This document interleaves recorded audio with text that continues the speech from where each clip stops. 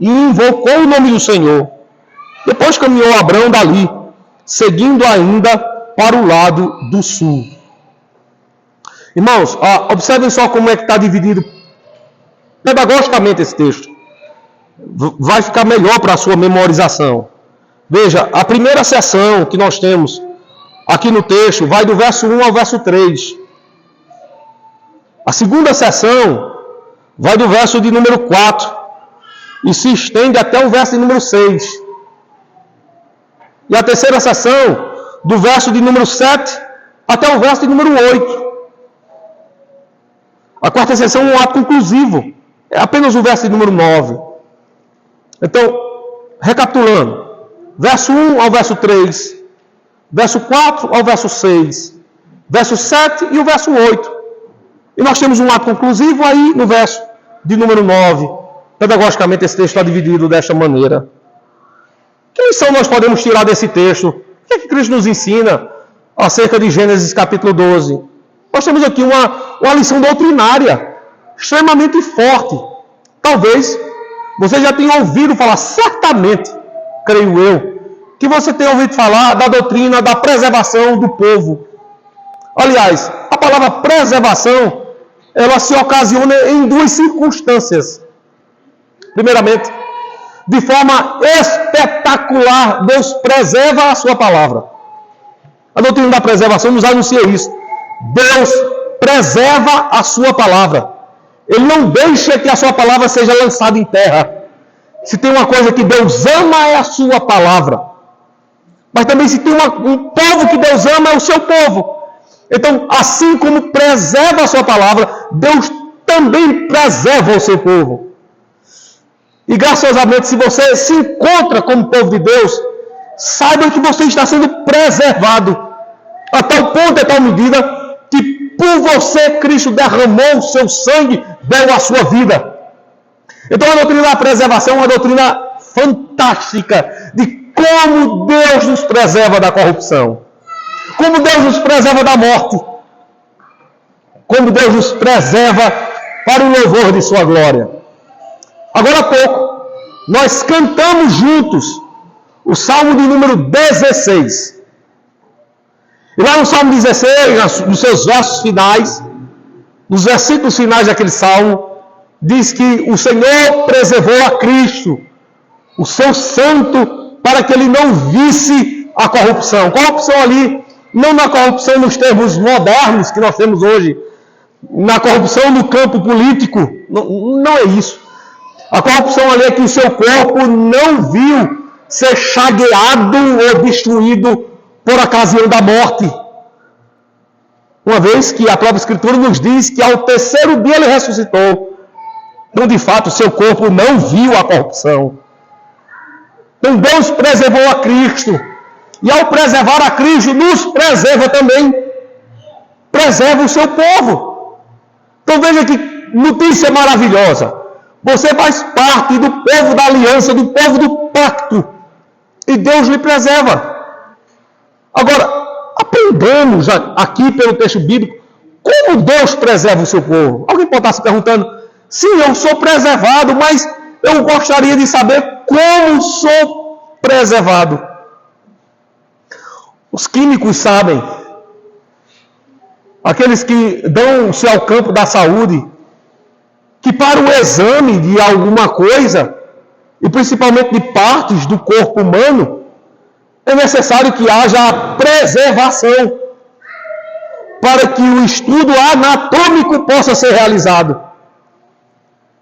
Então veja, para que os outros saibam como Deus nos preservou, a Escritura Sagrada nos traz agora uma mensagem para que nós também saibamos como Deus tem nos preservado sobre a face da terra. Primeira seção, irmãos, verso 1 ao verso 3. Ora, o Senhor disse a Abrão, sai-te da tua terra, da tua parentela, da casa de teu pai, da terra que eu te mostrarei. A palavra-cheque do verso do número 1 é sai. A expressão hebraica significa dizer o seguinte, retira-te. Entenda, irmãos, olhando para toda a estrutura bíblica, onde os homens primavam pelo agrupamento, lembrem-se da Torre de Babel, os homens estavam instados a crerem que deveriam estar juntos para que não pudessem se separar, para que mais fortes fossem. Deus agora inverte a história. Olha para os descendentes de Sem, em específico para Abraão, e diz assim: aparta-te, sai. Aqui nós temos o primeiro fundamento da preservação. Como é que nós somos preservados? Certamente você já deve ter ouvido essa palavra: santidade. Você sabe o que é ser santo? A palavra ser santo significa separado. Quando Deus tira Abraão do meio da sua parentela, Ele está conclamando Abraão a um estado de santidade. Porque não pode haver santidade se nós estivermos com o coração no mundo. Se o nosso coração estiver no mundo, nós não seremos santos. Se o nosso coração estiver nesse tempo, nós não seremos santos. E se nós não somos santos, nós não veremos a Deus. Então Deus preserva o seu povo. Mas entenda, Deus preserva o seu povo separando-os. Deus nos separa do mundo. Talvez seu coração fique condoído. Não sei se essa expressão ela é sulista. Dolorido. Machucado. E isso ocorre por um fator básico. Boa parte das pessoas que amamos está lá fora. E quando nós somos separados, as pessoas nos perguntam: por que isso agora? Por que isso agora? Uma das práticas que eu amava muito era jogar futebol às 16 horas no santo dia do Senhor.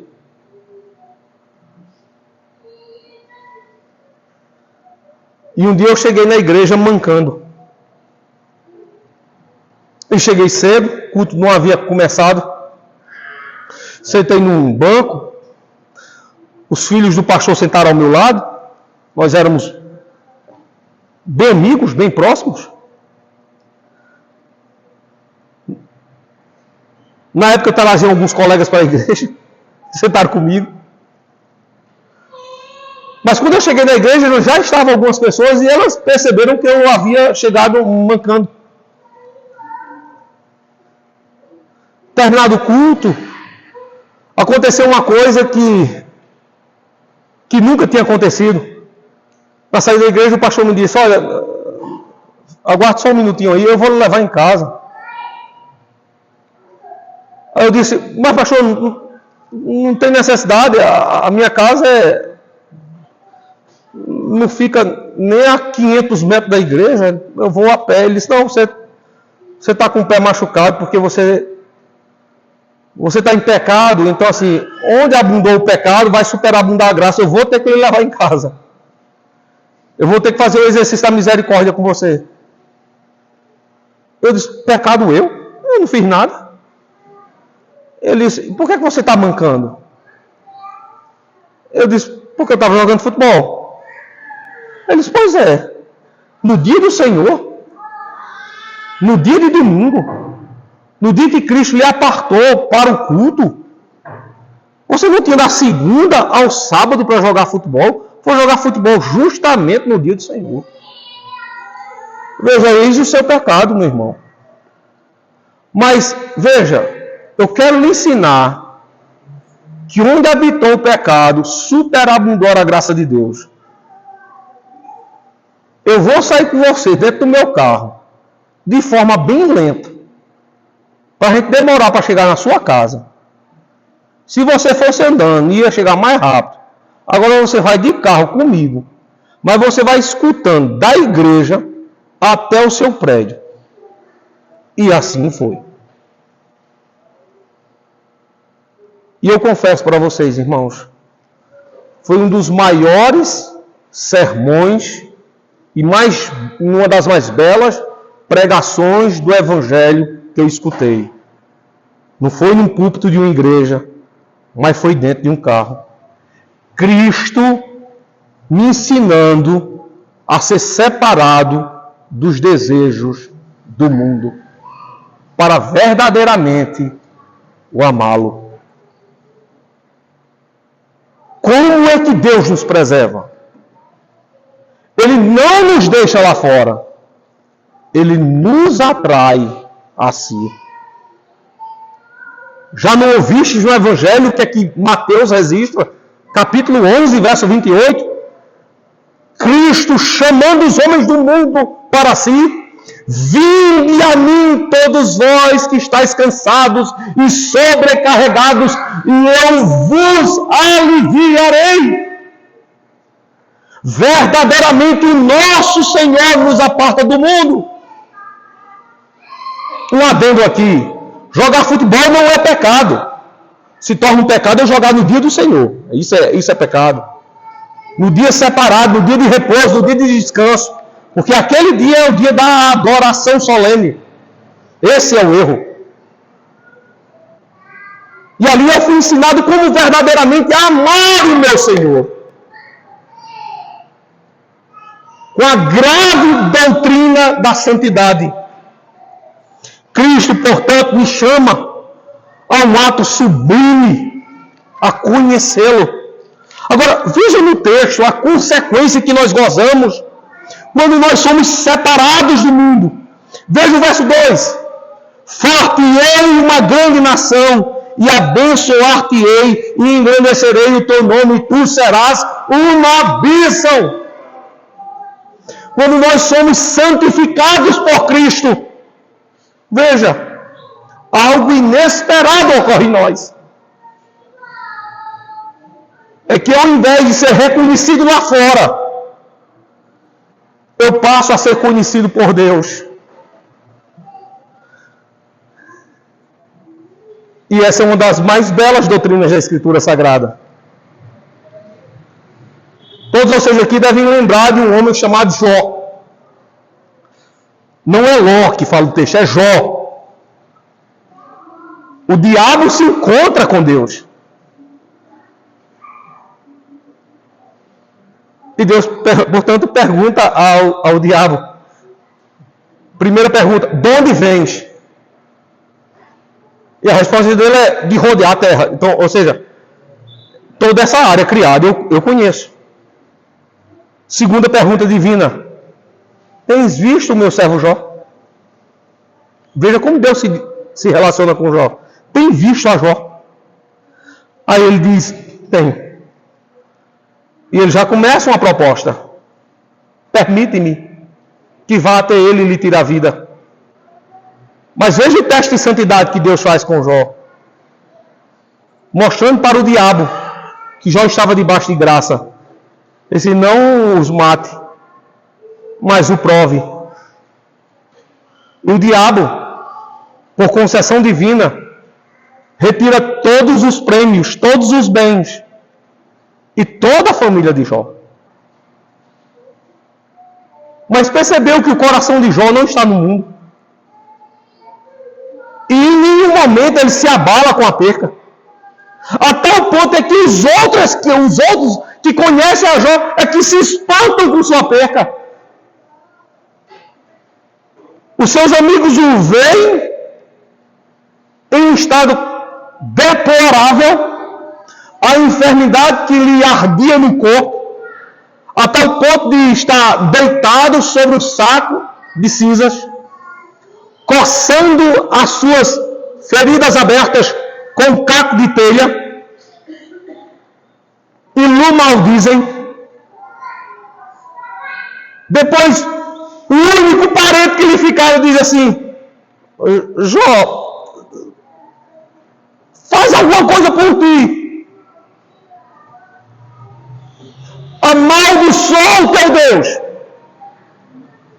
Amaldiçoa o teu tempo. E morre. O que você faria se perdesse toda a sua riqueza? Primeiro, o que você faria se fosse rico? E o que faria se você perdesse toda a sua riqueza?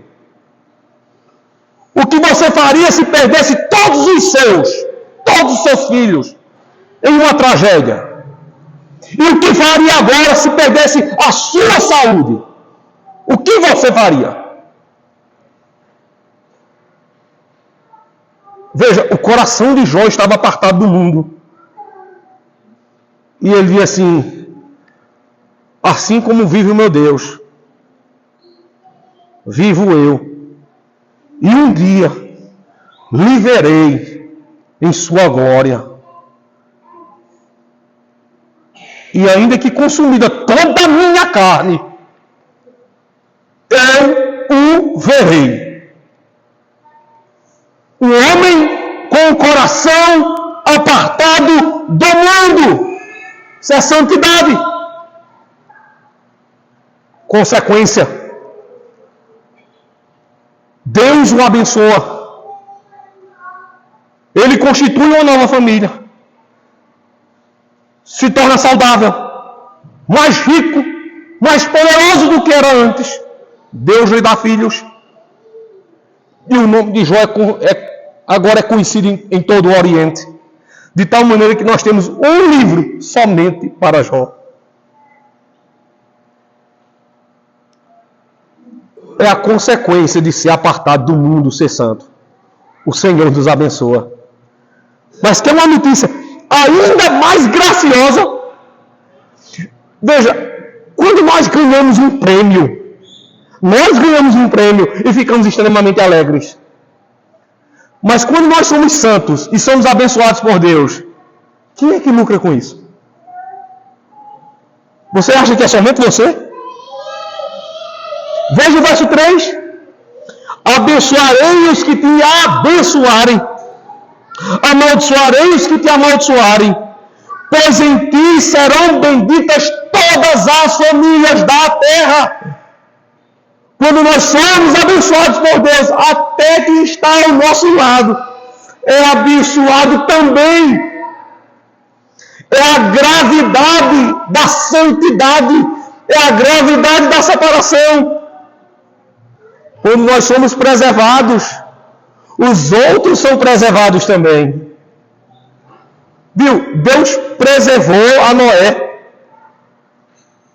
Aí foram preservados Sem, Cão e Jafé. Suas esposas. A esposa de Noé. A bênção veio para Noé. Mas abençoados foram aqueles que estavam ao seu lado. Quando nós somos visitados por Deus, até quem se assenta conosco é agraciado pelo seu poder maravilhoso. Agora você já viu a terrível consequência que pode cair sobre sua vida se você, ao invés de ser santo, separado do mundo, você ama mais o mundo do que as coisas de Deus. Aqueles que olham para você, ao invés de verem a Deus e serem evangelizados, catequizados e discipulados, eles são apartados da justiça pelo seu erro. Veja como é o salmista com quanto a essas coisas. Abra sua Bíblia rapidinho aí. No Salmo de número 69 e o verso de número 9.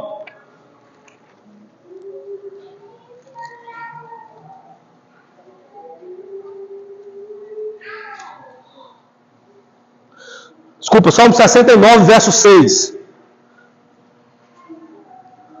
Veja como orou o salmista. Salmo 69, verso 6. Ele diz assim, não sejam envergonhados por minha causa aqueles que esperam em ti, ó Senhor, Deus dos exércitos. não sejam confundidos por minha causa aqueles que te buscam, ó Deus de Israel. Veja um prejuízo enorme que nós trazemos sobre o mundo, quando ao invés de sermos uma bênção, nós somos um caos. Quando ao invés de sermos santos, nós somos ímpios. O salmista ora: Senhor, não sejam envergonhados por minha causa aqueles que esperam em Ti. Deus nos preserva principalmente nos chamando a uma vida santa. Retorne ao texto, Gênesis 12, e veja ainda mais a gravidade da doutrina da preservação. Verso 4 ao verso 6, a segunda seção diz assim: Assim partiu Abrão, como o Senhor lhe tinha dito, e foi Ló com ele, e era Abrão da idade de 75 anos, quando saiu de Harã.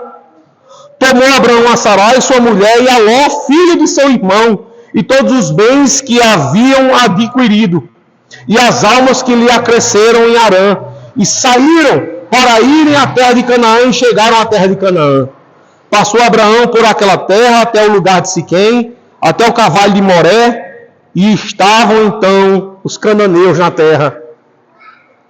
Quando você lê do verso de número 4 ao verso de número 6, que expressão mais lhe chama a atenção? O que é que o texto está denotando?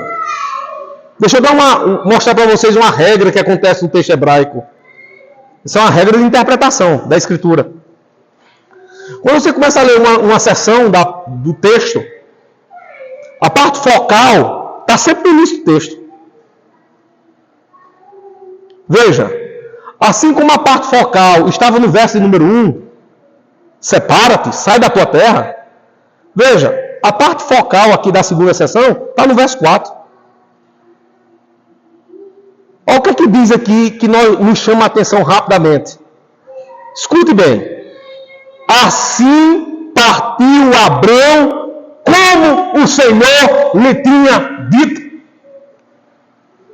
Como fez Abrão? Como é que nós somos preservados? Veja, nós somos preservados quando agimos como pensamos. Uma palavra para as mulheres, principalmente as mães, que às vezes apregam uma mentira na mente. Vocês estão estudando agora um livro aí que basicamente diz assim, né? Mentira que as mulheres acreditam e a verdade que as liberta. Se tem uma mentira que você acredita e uma verdade que pode libertar é essa.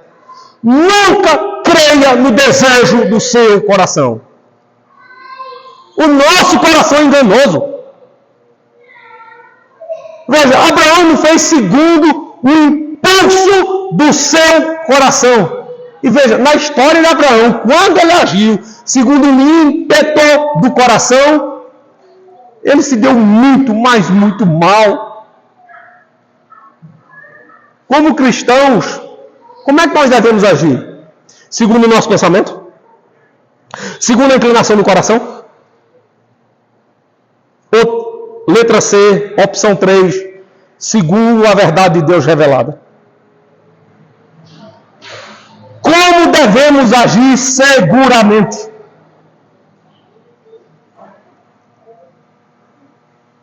Eu não sei se eu já disse isso aqui. Eu era seminarista e tinha sido convidado para pregar numa cidade, lá indo ao interior de Pernambuco. O nome da cidade era Floresta. Quem é pernambucano sabe disso. É uma cidade que fica adentrando o interior de Pernambuco, o seu nome é Floresta. Só que quem sai do Recife para Floresta, no caminho se encontra com um problema. Na minha época, hoje não mais. Você está em direção à floresta, chega um momento em que você encontra lá uma bifurcação. Você tem ir reto, pegar a esquerda ou pegar a direita.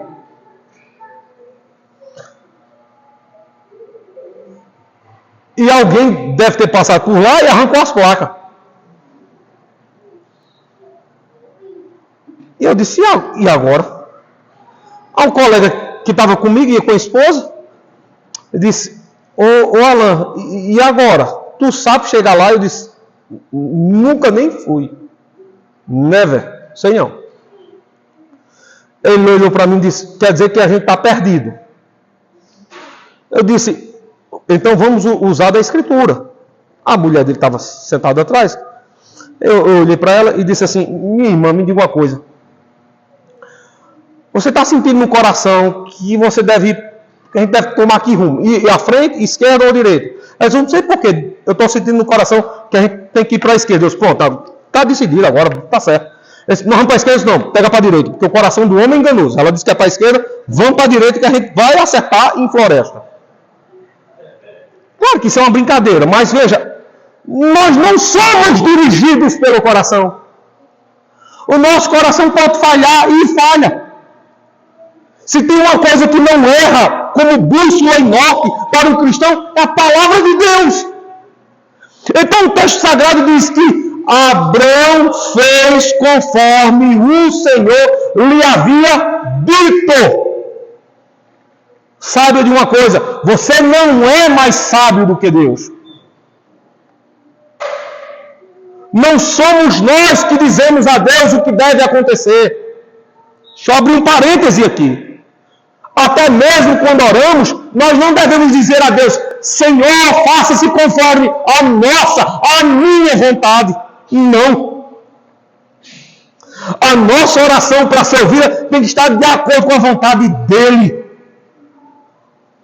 Na oração nós dizemos duas coisas humilhantes. A primeira, seja feita a tua vontade. E a segunda, amém. Estamos concordando com aquela vontade que de Deus é dada a nós. Então o verso 4 diz assim, assim partiu Abrão, como o Senhor lhe tinha dito. Como é que nós somos preservados, irmãos? Primeiramente, em santidade. E segundo, andando conforme a verdade revelada de Deus. Você é preservado quando você anda conforme a Escritura Sagrada, a verdade de Deus estabelecida no seu Evangelho. Terceiro, verso 7 e verso 8. Consequências de uma vida que vive em santidade e que busca na palavra de Deus orientação para tudo. Verso 7 e verso 8 diz assim, e apareceu o Senhor a Abrão e disse, a tua descendência darei esta terra. E edificou ali um altar ao Senhor que lhe aparecera. Verso 8, moveu-se dali para a montanha do lado oriental de Betel e armou a sua tenda, tendo Betel ao ocidente, aí ao oriente, edificou ali um altar ao Senhor e lhe invocou o nome do Senhor. Regra de interpretação que eu falei na seção 2, vale para a seção 3. Entre o verso de número 7 e o verso de número 8, nós descobrimos a terceira forma como nós somos preservados. Leram aqui no verso 7? E apareceu o Senhor a Abrão. Você já se perguntou quando é que Deus se aparece a nós? Já se perguntou isso? Quando é que Deus se apresenta a mim? Duas formas Deus se apresenta a nós. A primeira é expositiva e a segunda é teatral. São as duas formas de Deus se apresentar a nós. Nunca se esqueça disso. Como é que Deus se apresenta a mim? Como é que Deus se apresenta a nós? Primeira forma, expositiva. Segunda, teatral. Como é que Deus se apresenta a nós de forma expositiva? A fé vem pelo ouvir e ouvir palavra de Deus.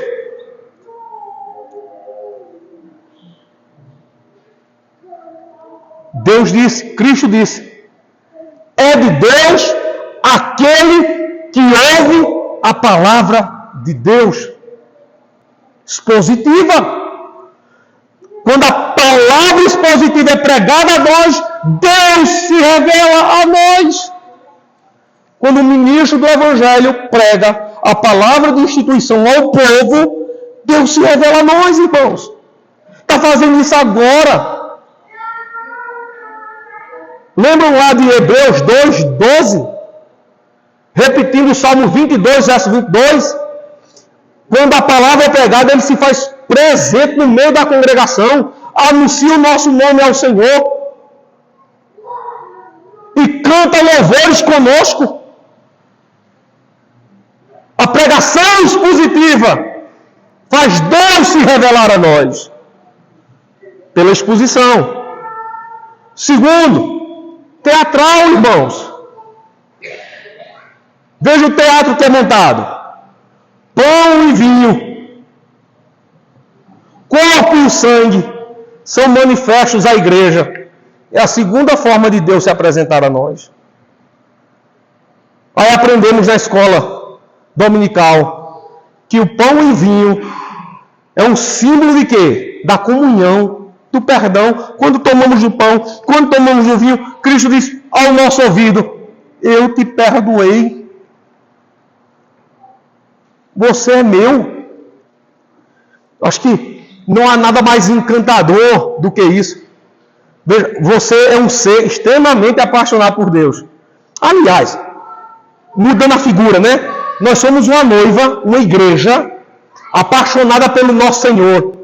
O nosso Senhor chega para a noiva, aí diz bem no ouvido dela, aí ela se apaixona, se derrete uma vez. Ele diz assim: você é minha. Eu te perdoei. É uma palavra de conquista. É assim que Deus se revela a nós. Então você já viu o dano. E aqui já não é mais um parêntese, mas uma verdade aguda que deve ser dada à igreja. Você já viu o dano e o malefício que tem de um crente perder um culto e ficar recluso na sua casa, ou perder o culto por qualquer outra coisa qualquer, e deixar de ouvir o galanteio de Deus falando com ele, dizendo assim: eu te perdoei, você é meu. Deus se revela ao seu povo quando a palavra é exposta e quando a ceia é ministrada. Exposição e teatro vemos na igreja do Senhor.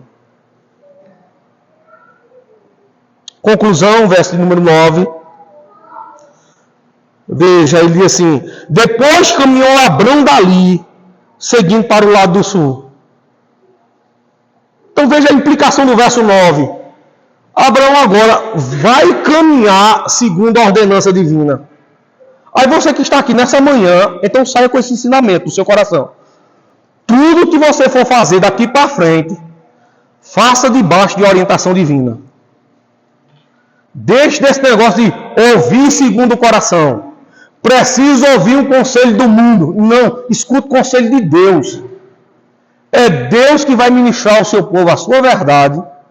É Deus que vai dizer para você como você deve proceder para que você seja abençoado e abençoe a outros. Nesta manhã, nós aprendemos agora a doutrina graciosa da preservação. Recapitulando. Como é que nós somos preservados? Quando Deus nos santifica.